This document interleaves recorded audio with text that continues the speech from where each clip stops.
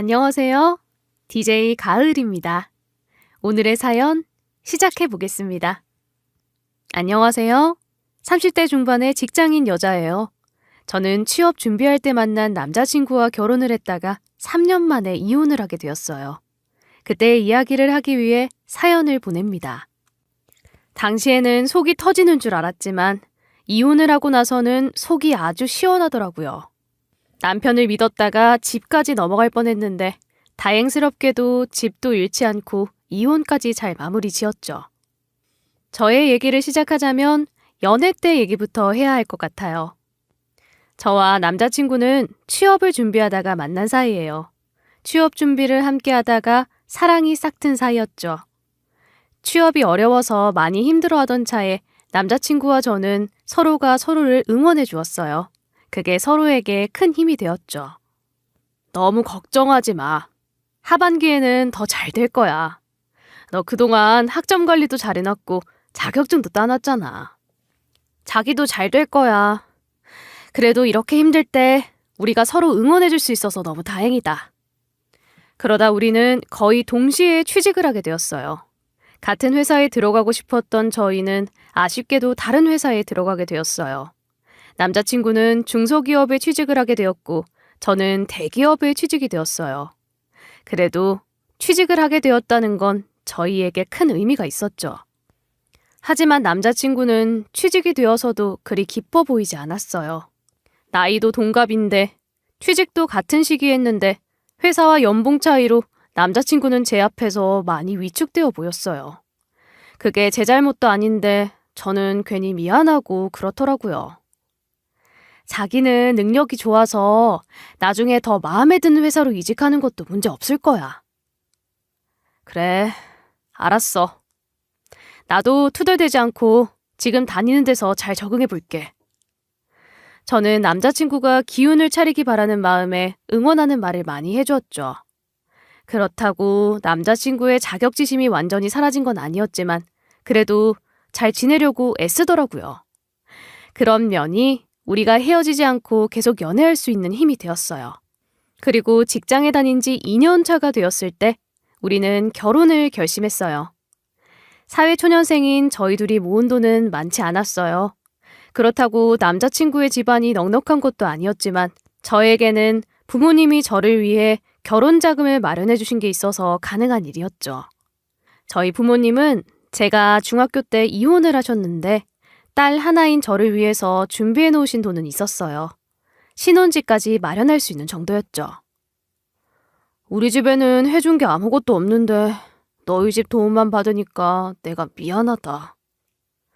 남자친구는 우리 집의 도움으로 결혼을 하게 된 걸 미안해했어요.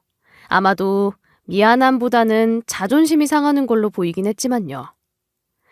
그것 때문에 불편해? 우리 결혼 좀 더 미룰까? 나는 자기가 마음 불편한 건 싫어.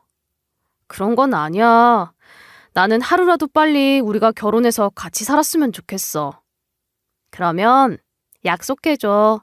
자기랑 나랑은 누가 더 낫다 아니다 이런 얘기하지 말고 그냥 서로를 응원해주면서 같이 살겠다고. 약속할게. 그렇게 말해줘서 고마워. 너한테 미안하기만 했는데 지금은 너무 고마워. 예비 남편의 마음이 불편하지 않게 우리는 서로를 비교하지 않겠다고 약속까지 했죠. 그렇게 우리는 저희 부모님이 마련해주신 결혼자금으로 결혼까지 하게 되었어요. 신혼집은 우리 부모님이 해준 거였기에 신혼집의 명의는 제 걸로 되어 있었죠. 우리 부모님이 해준 거니 당연한 거였어요. 어째 우리 아들이 기 안 죽고 잘 지낼 수 있을지 나는 그게 항상 걱정이다. 저희 그런 거 생각 안 하기로 했어요. 걱정하지 마세요. 저희 잘 지낼 거예요.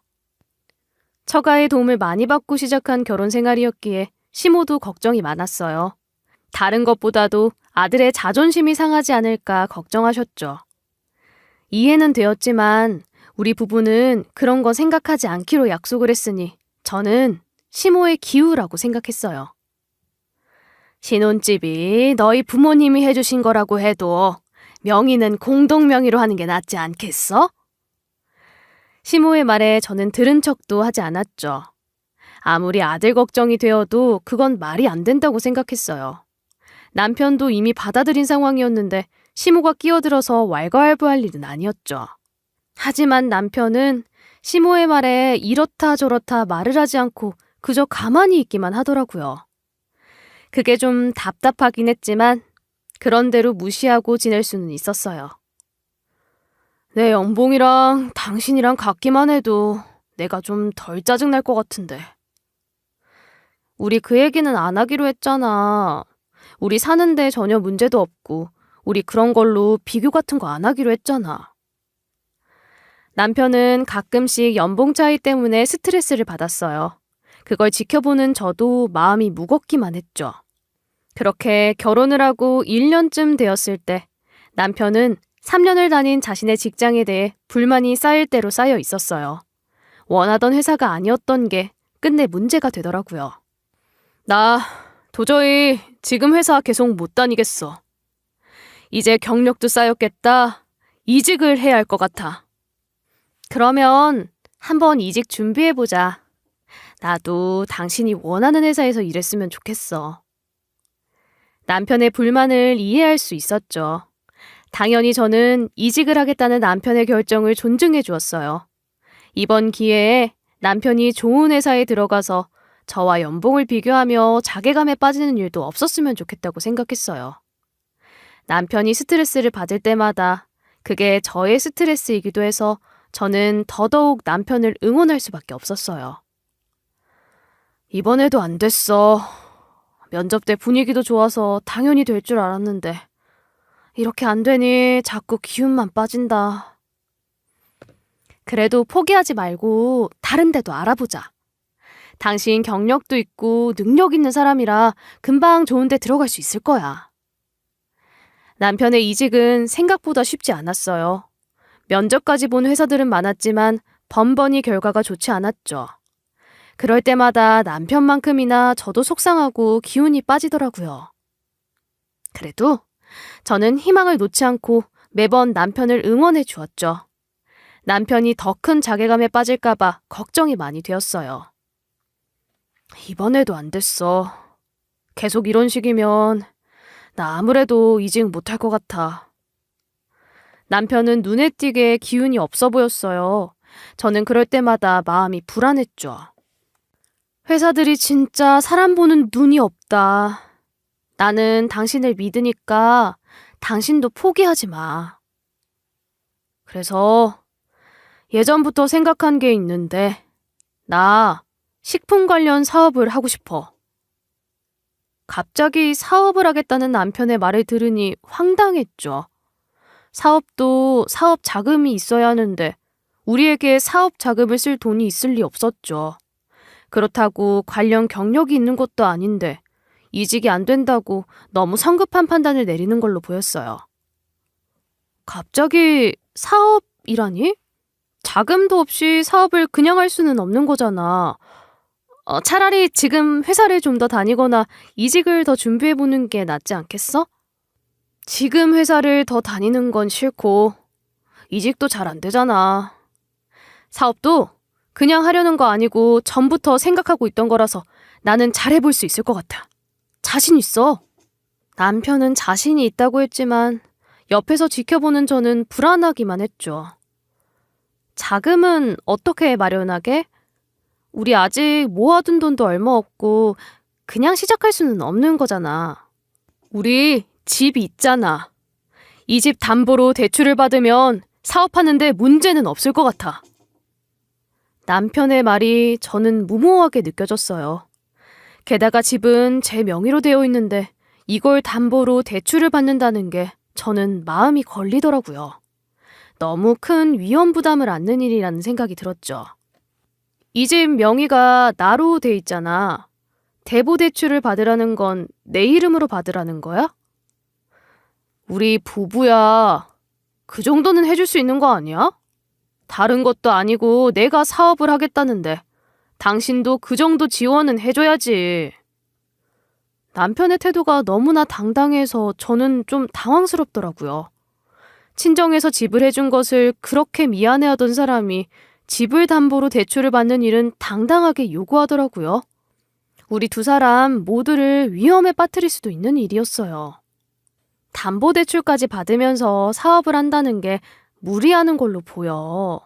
사업 규모를 줄여서 작게 시작하든지 직장을 계속 다니고 나중에 좀 더 여유 있게 시작하는 게 더 좋은 것 같아.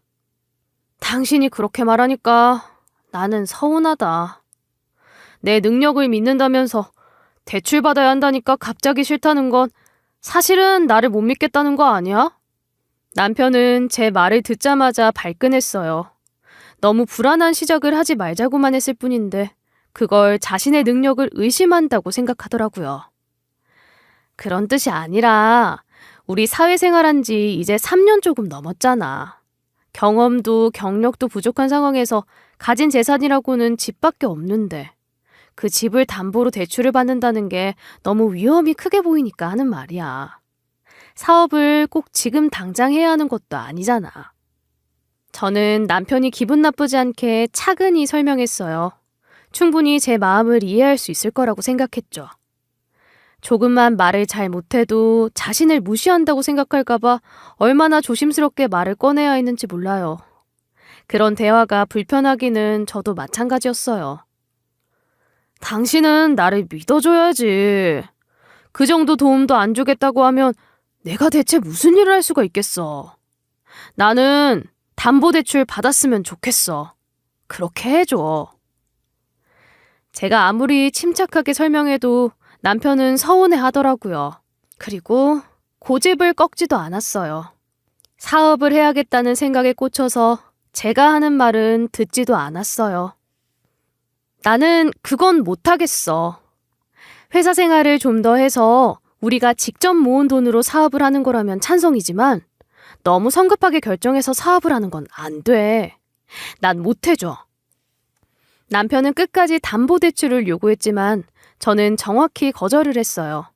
아무리 남편이 서운하다고 해도 그거 눈치 보인다고 할 말을 못할 성격은 아니거든요. 제가 분명하게 거절했더니 남편이 상처받은 얼굴로 저를 바라보더라고요. 솔직히 당신이 그렇게 거절할 거라고 생각도 못했는데 진짜 서운하다. 당신이 나를 믿어준다면 거절하지 않을 거라고 생각했어. 당신을 못 믿어서가 아니라 지금 상황에 맞지 않다고 생각이 들어서 그래. 우리 조금만 시간 더 들여서 꼼꼼히 준비해서 사업 시작해보자. 그래도 늦지 않잖아. 저는 근거를 들면서 사업을 하는 건 좀 이르다고 말해주었지만 남편은 많이 실망한 눈치였어요. 자신의 능력을 의심한다고 생각하고 있더라고요. 하지만 저는 성급한 결정을 따를 수는 없었어요. 남편도 그 일에 대해 더는 말하지 않길래 저는 그걸로 대화가 끝났다고 생각했죠. 그런데 며칠 뒤에 시모에게 전화를 한 통 받았어요. 시모가 또 저희 부부의 일에 간섭을 하더라고요. 나도 이런 부탁하는 거 염치 없는 거 아는데 나는 내 아들이 사업하는 거 찬성하는 입장이라 이렇게 전화를 거는 거야. 어머님, 저희는 얘기가 다 끝난 일이에요. 이 일은 저희가 둘이서 결정하는 게 맞아요.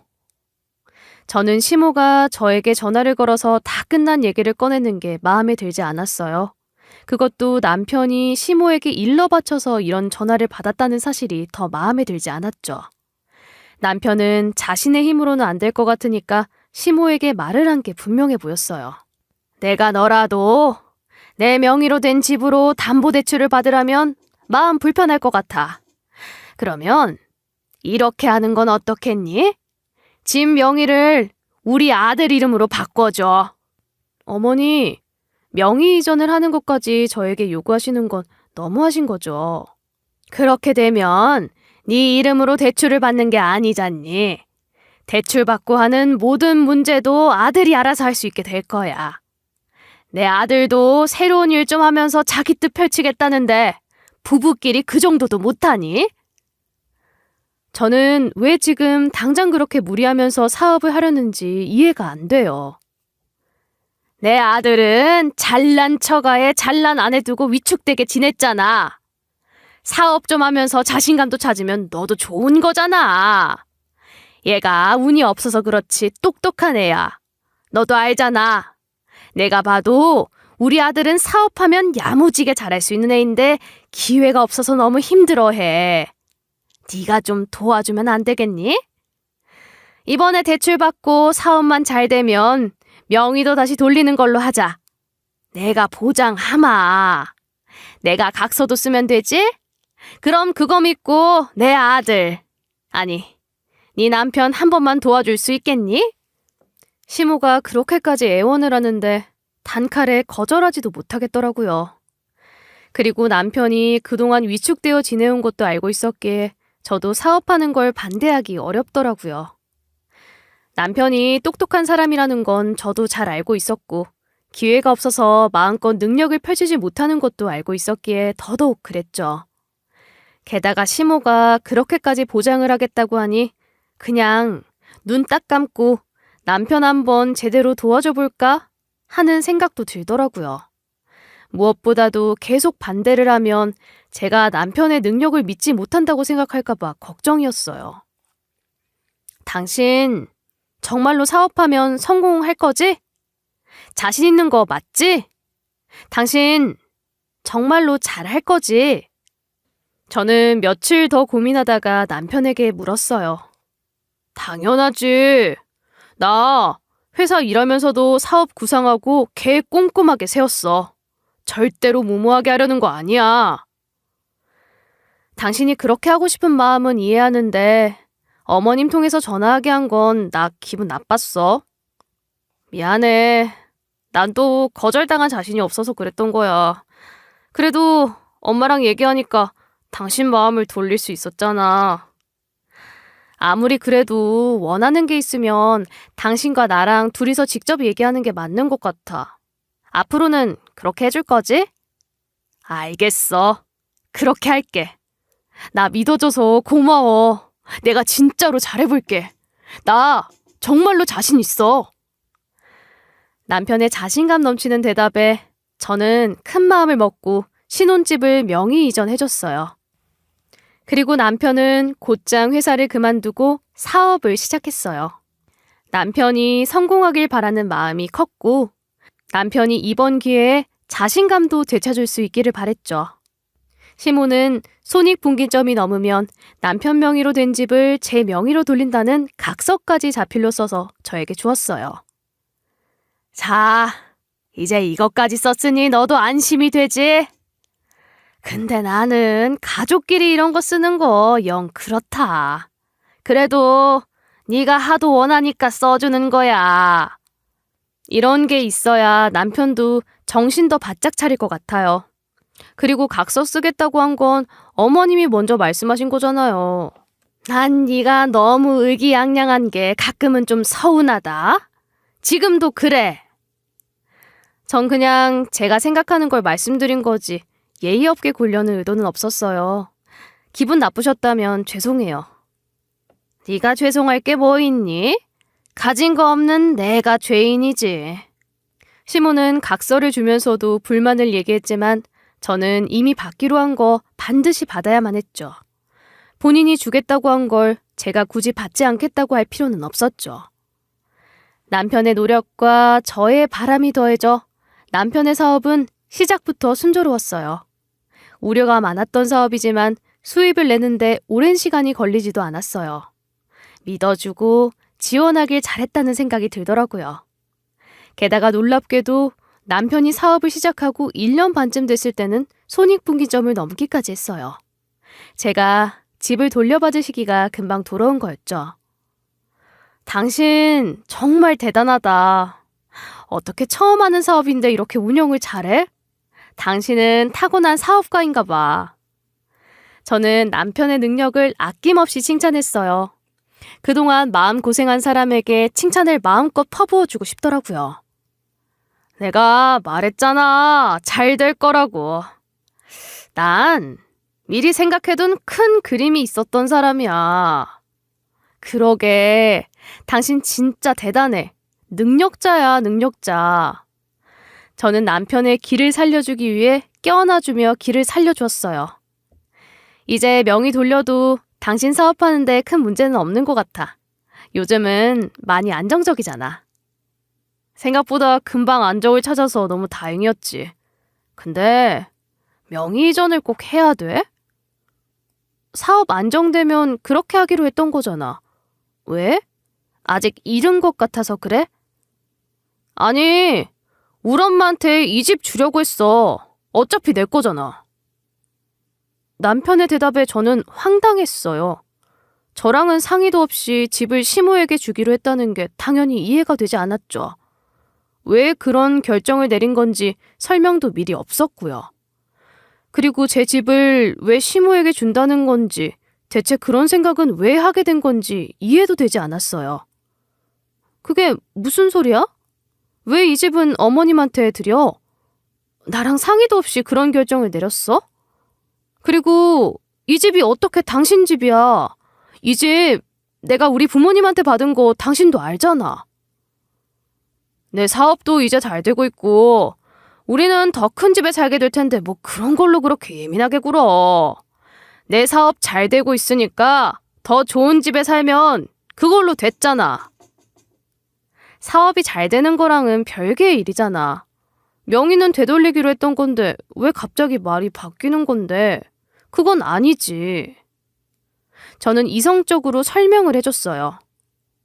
그럼 애초에 명의 이전을 왜 써? 앞으로 더 잘 될 거 생각해서 명의 이전한 거잖아. 그래서 더 큰 집으로 이사 갈 수 있다니까? 어머님이 자필로 각서까지 쓰셨어. 손익분기 점 넘으면 나한테 다시 명의 돌려주겠다고. 나는 더 큰 집으로 이사를 가더라도 내가 부모님한테 받은 집은 돌려받아야겠어. 그 자필각서는 내가 쓴 거 아니고 엄마가 쓴 거잖아. 내가 그 약속을 지킬 의무는 없는 거지. 무슨 말을 그런 식으로 해? 부부간의 신뢰가 얼마나 중요한 건데. 어쨌든 당신도 알고 있는 약속인데 그렇게 쉽게 무시해도 되는 거야? 내 기분 같은 건 생각도 안 해봤어? 당신이 처음부터 담보대출 받을 때 협조적으로 나왔어봐.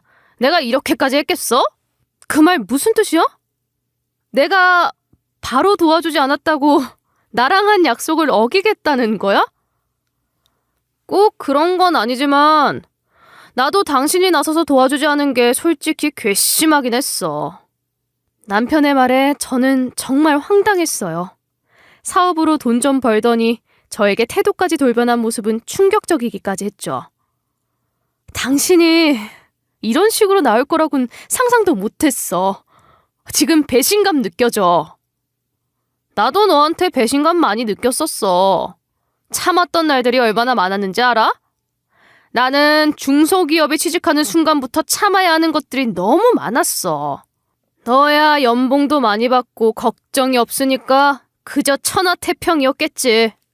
남편은 자신이 그동안 위축되어 있던 것들을 전부 제 탓으로 돌리더라고요. 당신이 나보다 연봉이 적은 게 내 탓이었어? 나도 항상 당신 능력 있는 사람이라고 생각한다고 했잖아. 그리고 당신이 참아야 했던 게 내 잘못이야? 내가 상황을 그렇게 만든 거야? 내가 정말로 천하태평이었다고 생각해? 나도 스트레스 받는 당신 보면서 얼마나 힘들었는지 알아?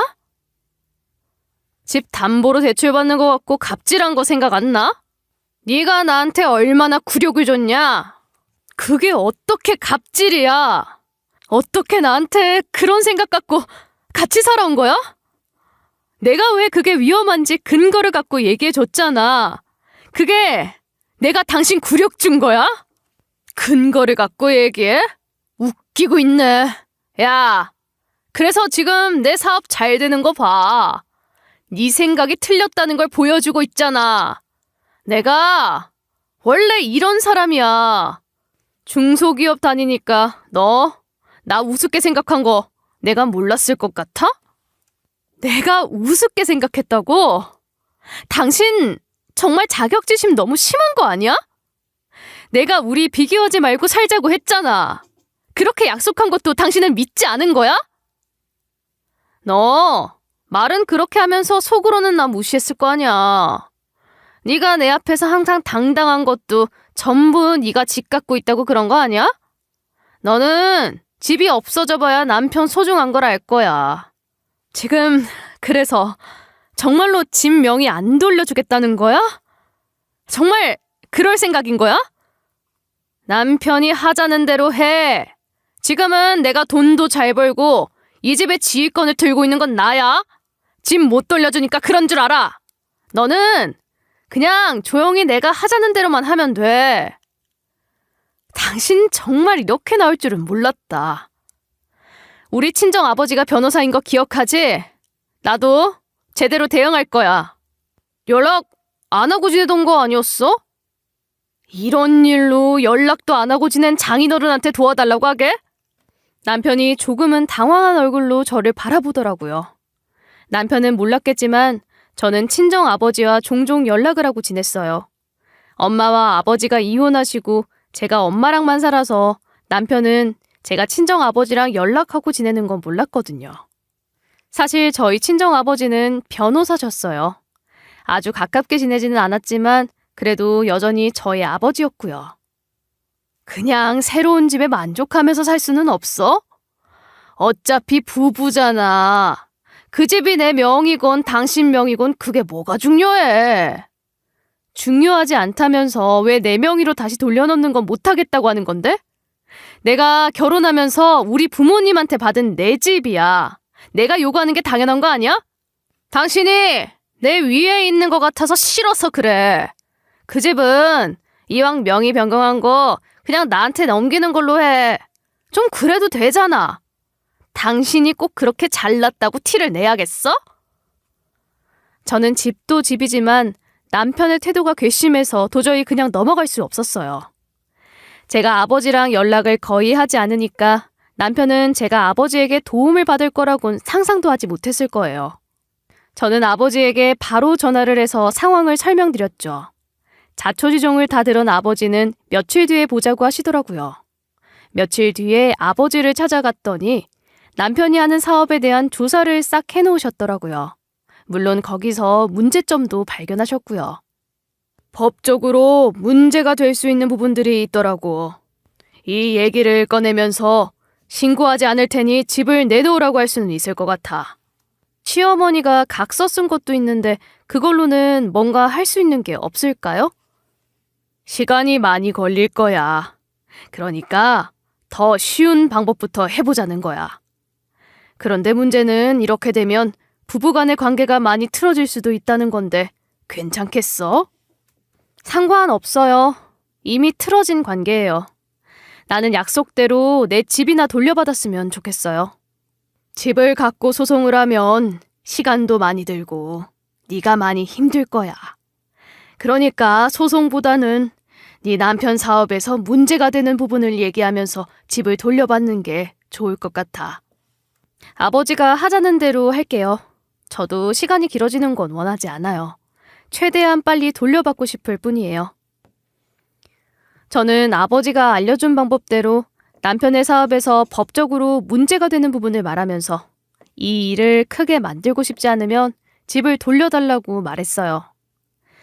이제 겨우 안정적으로 운영되는 사업이 이 일로 문제가 되길 바라지 않을 거라고 생각했는데 남편의 태도가 예상 밖이었어요. 그런 걸로 나 협박한다고 내가 집을 돌려줄 것 같아? 예전에 내가 아니야. 나 이제 돈도 제법 벌어서 대형 로펌 변호사들도 쓸 수 있어. 로펌 변호사들 고용해서 쓰면 그까짓 것은 아무것도 아니야. 계속 자존심을 부리더라고요. 자존심에 눈이 멀어서 뭐가 손해이고 이익인지 계산할 줄도 모르는 것 같더라고요. 그래, 너 한번 당해봐라 라는 생각만 들었죠. 그래서 일 크게 만들고 싶다는 거야? 그래서 당신한테 좋을 게 뭐가 있는데? 나한테는 협박이 통하지 않는다는 걸 보여줄 수 있지. 네가 그렇게 잘난 여자가 아니라는 것도 알려줄 수 있고 그동안 남편 무시한 거에 대한 벌을 줄 수도 있는 거잖아? 기가 막혔습니다. 남편은 그동안 칼을 갈아왔더라고요. 저에게 겨눌 칼이었어요. 어떻게 그렇게까지 저한테 원한을 품고 있었는지 믿기지 않았어요. 그동안 어떻게 참고 저랑 살아왔는지 믿기지가 않더라고요. 나랑 이혼하는 것도 각오하고 그런 말 하는 거지. 지금 이혼할 생각으로 이러는 거 맞지? 네가 설마 이혼이라는 말까지는 할 줄은 몰랐는데 겨우 이런 일로 이혼을 해? 겨우 이런 일? 부부 사이의 신뢰가 중요하다는 건 당신도 알 거 아니야. 우리 사이의 신뢰는 완전히 깨져버렸어. 그러고도 우리가 부부라고 할 수 있어? 나 사업 진짜 잘 되고 있어. 나 같은 남자 놓쳐봐야 아쉬운 건 너지. 후회 안 할 자신 있겠어? 남편의 거만이 하늘을 찌르더라고요. 후회 안 할 것 같은데? 이런 걸 참아야 한다면 참은 걸 후회할 것 같아. 어디? 네 맘대로 해봐. 나중에 다시 붙잡아도 봐주지 않을 거니까 잘 생각하고. 이 집에서 나가. 당신이랑 별거 시작할 거야. 이혼 준비도 같이 시작할 거야. 잊었어? 이 집 내 집이야.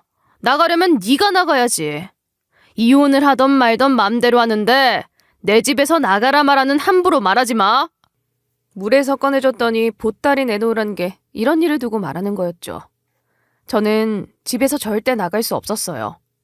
남편과 저는 서로 말 한마디 나누지 않고 각자 다른 방을 사용하면서 지내게 되었죠. 그리고 저는 곧바로 시모에게 전화를 걸었어요. 각서를 쓴 사람이 뭐라고 하는지 들어봐야 했죠. 어머님, 저에게 약속하신 거 기억하세요? 남편은 그 집을 어머님에게 드리겠다고 하는데 어머님도 알고 계셨어요? 걔가 그렇게 하고 싶다고 하더구나. 근데 너는 그게 싫은 거니? 아들이 부모에게 효도 좀 하겠다는데 그게 그렇게 못마땅해? 시모는 이미 이 상황에 대해 전부 알고 있더라고요. 그러면서 저에게는 이런 방구도 꺼내지 않았던 거였어요. 두 모자의 행동에 기가 막혔어요. 저를 엿먹이기로 작정이라도 한 사람들 같았죠. 어머님, 저랑 약속했던 건요. 어머님이 자필로 각서까지 쓰셨던 거 기억 안 나세요? 그랬던가? 근데 잘 생각해봐라. 더 좋은 집으로 이사를 가면 너도 좋은 거 아니니? 너는 남편 잘 돈 덕에 그런 혜택을 볼 텐데 그깟 집이 문제니? 어머님이 그렇게 말씀하시면 안 되죠. 처음에 얘기했던 것과 다르게 말씀하시면 어떡해요? 아유, 나는 머리 복잡해서 모르겠다. 네가 그냥 좀 단순하게 생각하면 안 되겠니? 그냥 네 남편하고 좋은 집에서 사는 거니까 옛날 일은 좀 잊어버려. 그러면 되는 거잖아. 제가 왜 그래야 하는 건데요? 처음부터 이러려고 저한테 각서 쓴다고 하면서 저 속인 거예요? 어머, 속이다니. 얘 그게 무슨 말이니? 속이긴 누가 속였다고 그래. 더 큰 집, 더 좋은 집이 생기니까 너도 손해보는 거 아닌데 왜 그래? 너 진짜 이렇게 막무가내이네 언니? 지금 막무가내로 구는 게 누구인데요? 어머님, 정말 저랑 한 약속은 안 지키실 거예요? 내 눈엔 네가 너무 이상하다 얘. 이것저것 따지지 말고 그냥 좀 참고 살아. 제 의견에 대한 존중은 눈꽃만큼도 찾아볼 수가 없었죠. 저는 이런 상황을 참을 수 없었고 아버지에게 전화를 걸어 이 사실을 알려드렸죠. 일단은 집 가지고 소송하지 말고 내가 준 자료 보고 신고부터 해. 압박을 느끼면 마음이 바뀔 수도 있을 거야. 그때부터 저는 아버지가 주신 자료를 바탕으로 보건당국에 신고를 하기 시작했어요. 식품 관련 사업이라 위생에 관련된 문제는 큰 이슈였죠. 신고할 거리가 한두 가지가 아니었어요.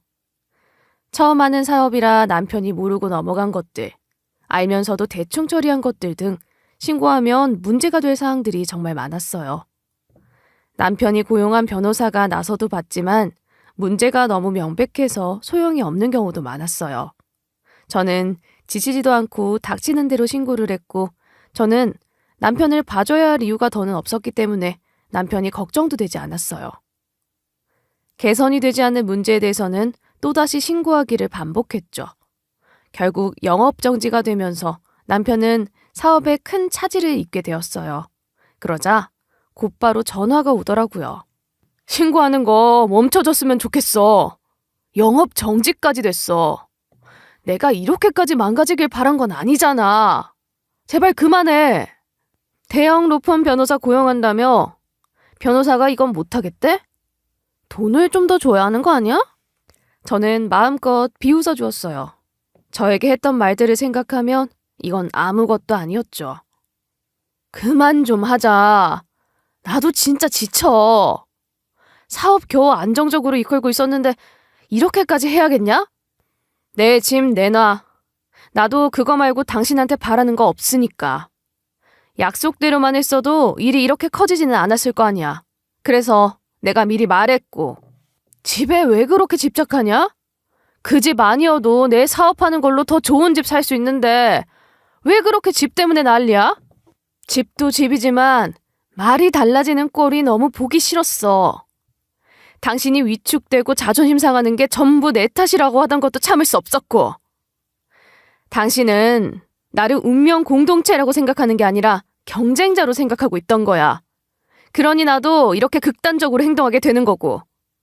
그러니까 다 필요 없고 집 내놓고 이혼해. 저는 단호하게 말했어요. 그렇게 말한다고 남편이 자신의 잘못을 똑똑히 알아들을지는 모르겠지만 저는 제가 원하는 바를 분명히 말해야 했죠. 이혼은 무슨 이혼이야. 우리 지금도 같이 살고 있고 좀 다투긴 했지만 쉽게 이혼 얘기하고 그러지 마. 그 난리를 치고도 계속 결혼 생활을 이어나가려고 생각하는 남편을 이해할 수 없었죠. 저는 완전히 정이 떨어졌는데 남편은 왜 끝까지 이혼은 안 된다는지 알고 싶었어요. 그럼 이 난리를 겪고도 우리가 계속 같이 살 수 있을 거라고 생각했어? 집 명의 돌려주지 않겠다고 했을 때부터 나는 이혼 생각하고 있었어. 그럼 계속 신고하는 건 그만둘 거야? 그것부터 약속을 해줘. 그리고 이혼 얘기는 나중에 하자. 나 이혼남으로 사는 거 싫어. 결국엔 또 자존심이었죠. 이혼남이 되는 건 자존심이 상해서 싫은 거였어요. 그런 남편이 얼마나 하찮게 느껴졌는지. 저는 그 얼굴을 쳐다도 보기 싫더라고요. 집 돌려받는 대로 신고 그만할 거야.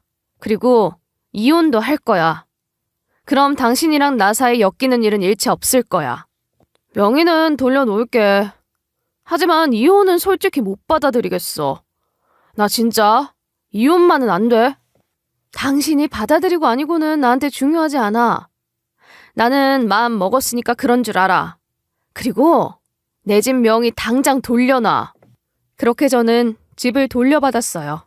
그리고 곧바로 이혼 서류를 남편에게 내밀었죠. 남편이 의아한 얼굴로 저를 바라보더라고요. 정말로 이혼을 하고 싶은 거야? 부부싸움 한 거잖아. 그리고 집도 돌려주고 다 당신이 원하는 대로 됐는데 정말 이혼까지 해야 직성이 풀리겠어? 이제 마음 풀 때도 됐잖아. 내가 신고하고 당신 사업 안 건드렸으면 주지도 않았을 거였잖아. 그런 사람을 뭘 믿고 내가 계속 같이 살아. 또 언제 내 뒤통수를 칠 줄 알고. 내가 제일 원하는 건 이혼이야. 원래 내 집이었던 거 돌려받는 건 당연한 일이었고 이제 내가 원하는 건 이혼밖에 없어. 아, 사업 다시 일으킬 거야? 그때 정말 후회하지 않을 자신 있어? 당신 지금 굴러온 복을 발로 차는 거야.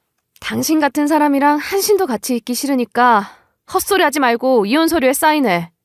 남편은 제 말에 자존심이 상했는지 이혼 서류에 사인을 하더라고요.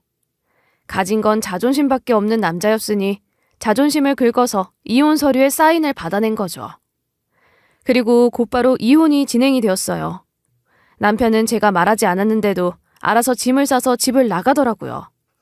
내내 냉전을 하면서 불편한 동거를 하다가 남편이 나가니까 속이 그렇게 시원하더라고요. 집도 돌려받았고 남편과의 인연도 쫑이 나니까 이제야 숨쉬는 것도 전부 즐겁게만 느껴졌어요. 저는 부부 사이에 서로를 믿어주는 마음이 있어야 한다고 생각은 하지만 자격지심 있는 사람은 믿어주는 게 되게 위험한 일인 것 같다는 생각을 해요. 자격지심 있는 사람은 자기 아내도 경쟁 상대로 본다는 걸 이번에 알았죠. 물론 모든 사람이 다 그런 건 아니겠지만 저의 경우는 그랬어요. 저는 원래 다니던 회사를 잘 다니고 있고 생활은 안정적이에요. 이제는 가끔 아버지를 만나기도 해요. 괜히 나 때문에 네 결혼 생활을 망친 건 아닌가 마음이 불편했어. 괜찮은 거니? 아버지 도움 없었으면 저 당하고만 있었을 거예요. 그 사람이 그렇게 나오는데 애초에 결혼 생활을 망친 건 그 사람이죠.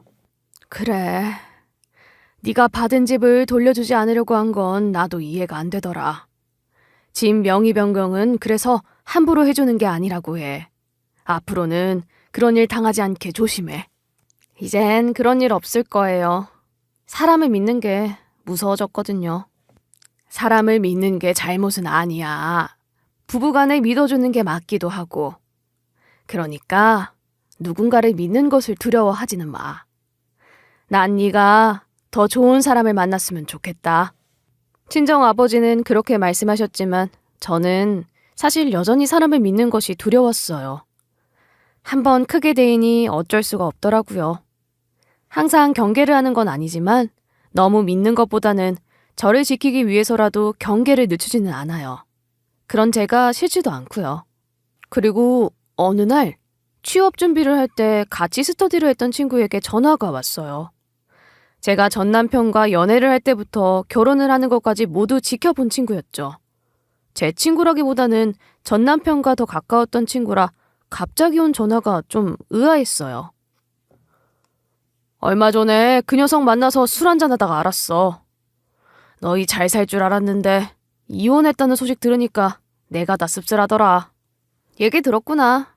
그렇게 됐어. 결혼식에도 와서 축하해줬는데 괜히 너한테 미안하다. 아니야. 나도 얘기 들어보니까 네가 참 힘들었겠다 싶어서 연락한 거야. 그래. 말이라도 그렇게 해주니까 고마워. 그래도 지금은 괜찮아. 그 녀석은 잘 못 지내는 것 같더라. 나도 엄청 뭐라고 했어. 내 얘기 듣고 자기 스스로도 반성하는 것도 많았고 후회 많이 하고 있어. 많이 힘든가 봐. 친구가 저에게 왜 전화를 한 건지 대충은 알 것 같더라고요. 집을 담보로 대출을 안 해준다고 했을 때는 시모의 옆구리를 찔러서 저에게 전화하게 하더니 이번에는 친구의 옆구리를 찔렀더라고요. 그래도 어쩌겠어. 본인이 이겨내야 하는 일인데. 근데 나한테 그 사람 소식 알려주지 않아도 돼. 솔직히 알고 싶지도 않아. 한 번만 만나서 다시 얘기해보는 건 어때? 걔도 자기가 잘못한 거 잘 알고 있어. 그러니까 기회를 한 번 더 줘보는 것도 괜찮을 것 같은데. 너 그 사람한테 부탁받고 나한테 전화한 거지? 이런 얘기조차도 자존심 때문에 나한테 직접 얘기 못하는 사람이랑 내가 무슨 얘기를 하겠어. 그리고 솔직히 다시 얘기하기 싫어. 사람 고쳐 쓰는 거 아니라고 하잖아. 네 말이 다 맞아서 나도 뭐라 할 말이 없다. 나한테 부탁하더라. 전화 한번 해달라고. 자기는 너무 미안해서 용기가 안 난다고 하는데 나도 안쓰러워서 이렇게 연락하게 된 거야. 그래도 이거 하나는 알아줘. 걔 많이 힘들어하고 있고 요즘에 사업도 잘 안 된다고 하더라. 네 생각 많이 하고 있어. 그 얘기는 나도 전달을 해야 하니까 말하는 거야. 그렇게 친구와의 대화를 끝내고 저는 전 남편이 더 싫었어요.